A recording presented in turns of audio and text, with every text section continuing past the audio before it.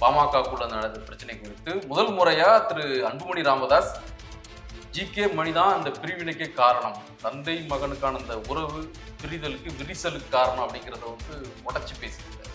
என்ன ஆகும் இனிமேல்? ரெண்டு பேரும் பிரிச்சுக்கிட்டு ஜி.கே. மணிக்கு என்ன லாபம்? அந்த ஓட்டர்ஸ் ஆன்டி ஸ்டாலின் ஓட்டுனால பீகத்துல அன்புமணி மேல நிற்கிறாரு.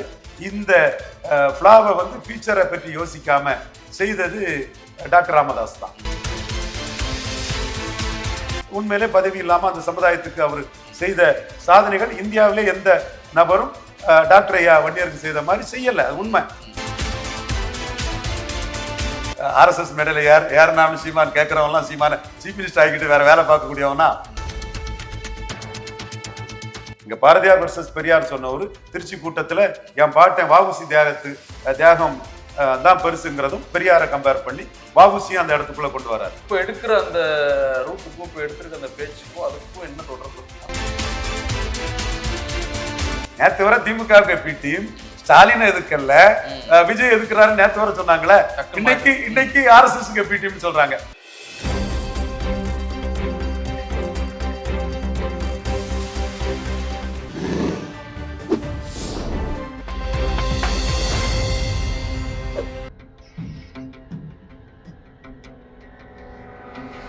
தமிழ்நிலை நேயர்களுக்கு வணக்கம். இன்றைய சந்திப்பில் நம்மோடு அரசியல் திறனாய்வாளர் திரு ரவீந்திரன் துரைசாமி அவர்கள், அவரை அன்போடு வரவேற்கிறோம். சார் வணக்கம்.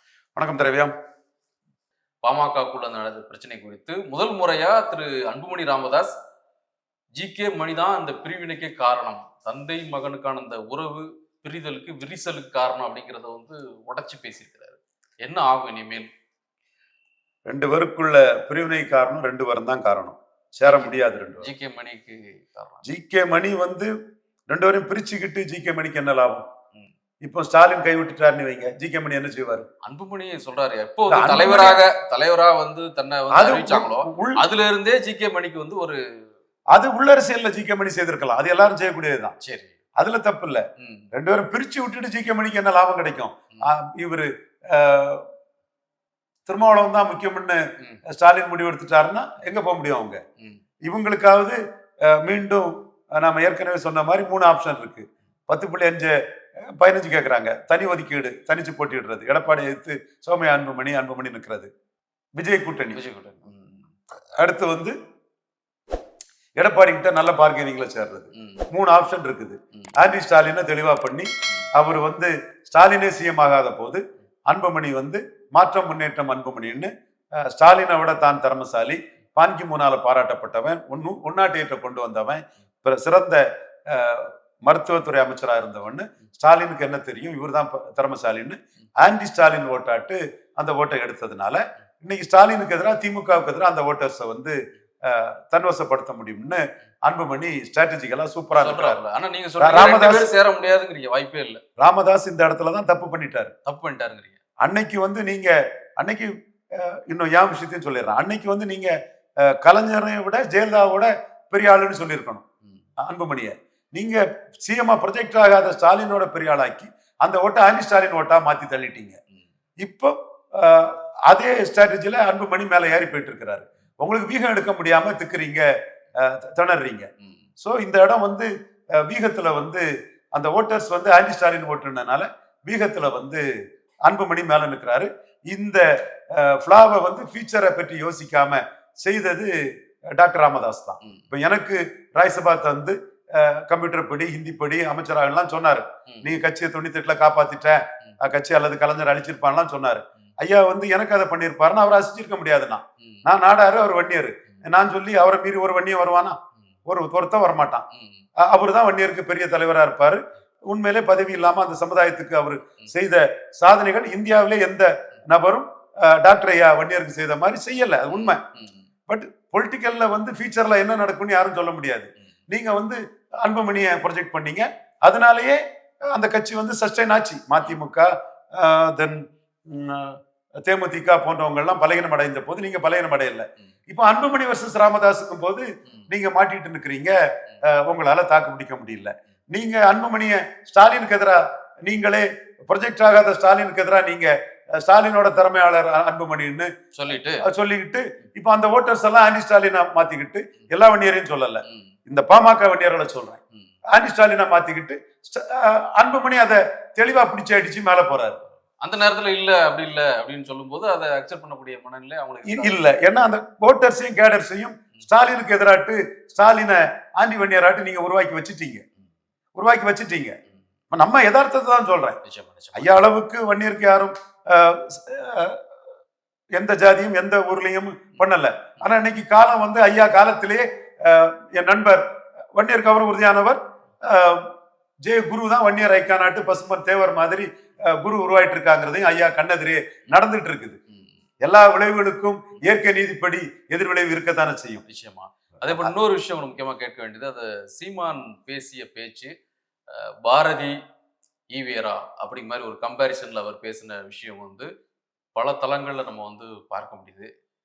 இன்னொரு பக்கம் அவருக்கு எதிரான அந்த விமர்சனங்களும் நிறைய வருது. இந்த மேடையில போய் அவர் ஏறணுமா அப்படிங்கிற மாதிரியான இவங்க என்ன RSS மேடையில ஏறினாலும் சீமான் கேட்கறவங்கலாம் சீமான சீஃப் மினிஸ்டர் ஆகிக்கிட்டு வேற வேலை பார்க்கக்கூடியவனா இல்ல. அது சீமானுக்கு பெரிய லாபம். கில்லிங் இன் சைலன்ஸ் தவிர எல்லாமே சீமானுக்கு லாபம். இன்னைக்கு சீமானுக்கு வீகம் தமிழ் மண்ணில தெளிவா ரீச் ஆயிட்டு. அதே பிராமண சமுதாய சகோதரர்களே பலரும் நீக்கமர சீமானுக்காக அட்வொகேட் பண்ணிட்டு இருக்காங்க. சீமான் கன்ஷிராம் ஆப் தமிழ்நாடுன்னு அவங்க தான் பிரச்சாரத்தை முன்னெடுக்கிறாங்க. எப்படி பரையர் தேவேந்திர குல வேளாளருக்கு 5 விழுக்காடு இடஒதுக்கீட்டை உயர்த்தணும்னு சீமான் அண்ணா மட்டும்தான் சொல்றாரு. ஸ்டாலின் வந்து அருந்ததியர்களுக்கு வளர்ச்சியையும் பிற மொழியாளர்களையும் கன்சால்டேட் பண்றதுதான் ஸ்டாலின் குறியா இருக்கிறாரு.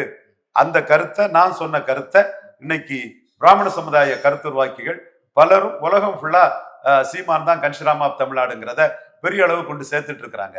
சோ சீமானுக்கு வீகம் அரசியல் அதிகாரத்தை இழந்த சமூகங்கள். அப்போ அவரு பட்டேல் வர்சஸ் வஉசி சொல்வாரு.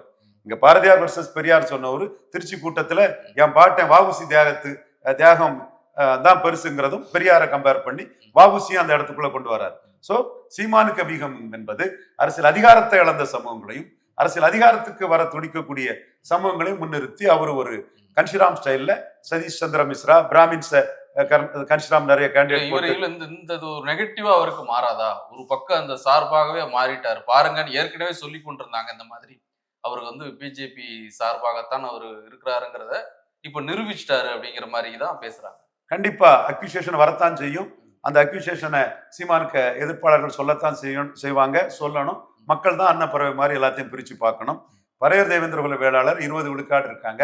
அவங்களுக்கு 54 காமராஜ் இடஒதுக்கீட்டை உயர்த்தின பிறகு 74 ஐயா கலைஞர் 2 விழுக்காடை உயர்த்தி மிகப்பெரிய சமூக நீதி இதாட்டு கலைஞர் ஐயா செய்த பிறகு 89 கலைஞர் ஐயா செய்த பிறகு ஒரு 35-40 வருடமா அதுக்கு பிறகு வந்த எந்த தலைவர்களுமே செய்யல.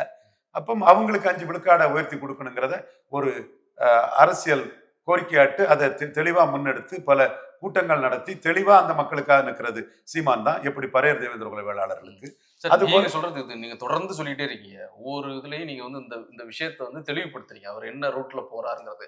ஆனா அதற்கும் இந்த இப்ப எடுக்கிற அந்த ரூட்டுக்கும் இப்ப எடுத்திருக்க அந்த பேச்சுக்கும் அதுக்கும் என்ன தொடர்பு இருக்குன்னா அதைத்தான் நான் சொல்றேன். அரசியல் அதிகாரத்தை இழந்த பிராமணர் வெள்ளாளர் இவங்களையும் அதிகாரத்துக்கு வர துடிக்கக்கூடிய பரையர் தேவேந்திர குல வேளாளர் வண்ணார் நாவிதர் குயவர் முத்தரையர் விஸ்வகர்மா செங்குந்தர் போன்றவங்களையும் இணைச்சு இங்க அரசியல் அதிகாரம்ங்கிறது முக்குலத்தோர் வன்னியர் வெள்ளாள கவுண்டர் பாட்லி நாடார்ஸ் இருக்காங்க. 4வது தான் நாடார்ஸ் இருக்கிறாங்க. இந்த 4 இடைநிலை ஜாதிகள்கிட்ட தான் திமுக அதிமுக அதிகாரம் இருக்கு. சோ திமுக அதிமுகவில் அதிகாரமற்ற சமூகங்களை குறிப்பா அதிமுக 2 ஜாதி கட்சி ஆனதை மையமா வச்சு நான் பெனிஃபிஷரி காஸ்ட் ஆஃப் ஏடிஎம்கே தன் பக்கம் வர்றதை உணர்ந்து அப்ப நான் பெனிஃபிஷரி காஸ்ட் ஆஃப் ஏடிஎம்கே தான் எடுக்கிறாரு. இதுல பிராமணர்கள் கூட மோடி பிரதமர்னு அண்ணாமலைக்கு மாற்றத்துக்காக வாக்களிச்சவங்க.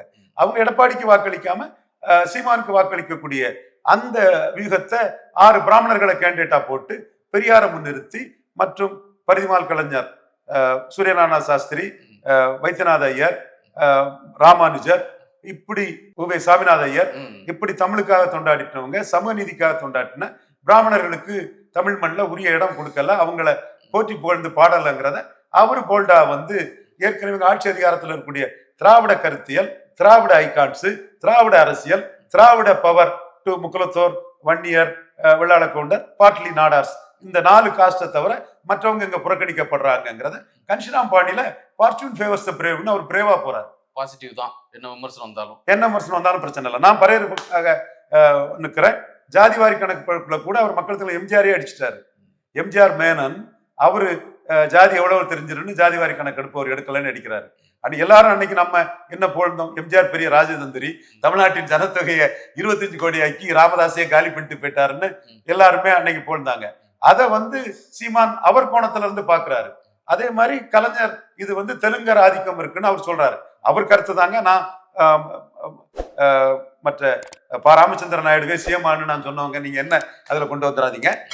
சோ அவர் ஜாதிவாரி கணக்கெடுப்புக்கு திமுக அண்ணா திமுக அடிக்கிறாருன்னா விஜயால அதை அடிக்க முடியாது. நீங்க ஜாதிவாரி கணக்கெடுப்பு சொல்லிக்கிட்டு திமுக அண்ணா திமுக கூட்டணி போறீங்க. நான் கூட்டணி போகாம தனிச்சு நிக்கிறேங்கிறத சொல்லி அதுலயும் தன்னை வேறுபடுத்தி வர்றாரு. சோ அவரோட வீகம் விமர்சனத்துக்கு உள்ளாகும். அவர் பிஜேபிக்கு பி டீம், நேத்து வர திமுக பி டீம் சொன்னாங்களே, நேத்து வர திமுக பி டீம், ஸ்டாலின் எதுக்கல்ல விஜய் எதுக்குறாரு நேத்து வர சொன்னாங்களே, இன்னைக்கு ஆர்எஸ்எஸ் பி டீம் சொல்றாங்க. ஆர்எஸ்எஸ் பி டீம் சொல்றதுக்கு அவருக்கு சகோதரன் என்னையும் சேர்த்துக்கிடுறாங்க. அதனால எனக்கு ஒண்ணு நஷ்டம் இல்ல, ஆலோசனை எல்லாம் சொல்றீங்க. அதனால எனக்கு ஒண்ணு நஷ்டம் இல்ல, அது லாபம் தான். நீங்க சொல்ற ரூட்ல தான் அவர் போறாரு. அவர் சுயம்பா வளர்ந்த தலைவர். அவரு நீங்க சொல்றீங்க அப்படிங்கிற அவர் தானே எழும்பி வந்தவர். என் கருத்தை கேட்டுக்குவாரு, அவர் தான் முடிவெடுப்பார். நன்றி தமிழ். நன்றி.